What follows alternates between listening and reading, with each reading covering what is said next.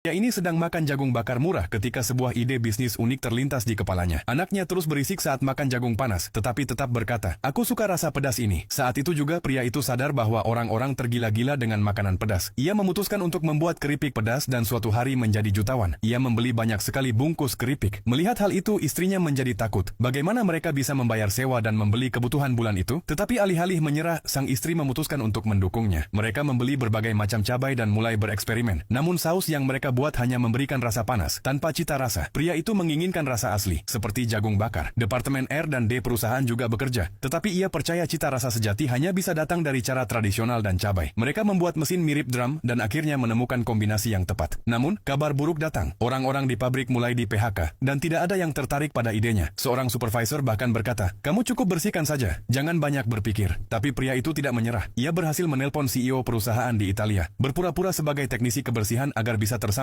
Dengan bantuan istrinya, ia menyiapkan sampel dan mengirimkannya ke CEO. Beberapa hari kemudian, CEO datang langsung ke pabrik. Para pejabat kaget melihatnya. Ketika tahu bahwa pria itu yang menghubunginya, ia dimarahi di depan semua orang. Orang-orang berkata, "Kalau CEO tidak suka idemu, pabrik ini bisa tutup." Pria itu goyah. Di rumah, ia menceritakan semuanya. Istrinya menatapnya di depan cermin dan berkata, "Aku masih bersamamu karena aku percaya padamu. Jangan remehkan dirimu." Ia mengajarkan dasar-dasar bisnis, membantu menulis pidato, dan melatih bagaimana berbicara dengan CEO. Saat CEO datang lagi, pria itu bertekad untuk berbicara dari hati. Seseorang bertanya tentang pangsa pasar. Ia tidak tahu, tetapi menjelaskan dengan caranya sendiri. Kejujuran dan semangatnya membuat CEO terkesan, dan ia langsung memutuskan untuk berinvestasi. Produksi keripik Flamin' Hot dimulai, tetapi awalnya tidak ada yang membeli. Bungkus keripik berdebu di rak. Pria itu kecewa. Lalu anaknya berkata, "Orang-orang bahkan tidak tahu ini apa. Kita harus promosikan sendiri." Ia memanggil teman-teman lamanya, orang-orang yang dulu bisa menjual sampo kepada orang botak. Bersama-sama mereka membagikan keripik di sekolah, toko, dan jalanan. Kerumunan orang berdatangan dan permintaan tiba-tiba melonjak. CEO menelepon dan berkata, "Sekarang targetnya 5 juta kotak." Pabrik bekerja siang malam. Dalam 6 bulan, pabrik memecahkan semua rekor sebelumnya. Mentornya bertanya, "Sekarang kamu sudah jadi apa?" Pria itu tertawa dan berkata, "Aku tetap seorang tukang bersih-bersih. Aku hanya tahu cara memperbaiki mesin." Namun suatu hari ketika ia datang untuk mengepel kantor, CEO sudah menunggunya. CEO berkata, "Aku juga berasal dari keluarga biasa. Kalau aku menyerah pada mimpiku di tengah jalan, aku tidak akan sampai di sini. Bermimpi itu penting, tapi memiliki pasangan yang mendukung mimpi itu jauh lebih penting." Lalu CEO mengangkat pria itu menjadi direktur pemasaran perusahaan. Seluruh ruangan bergemuruh dengan tepuk tangan. Hal pertama yang ia lakukan adalah menelpon istrinya. Mereka berdua sangat bahagia. "Teman-teman, apakah kalian pernah memikirkan sebuah bisnis yang ingin kalian jalankan bersama sahabat kalian?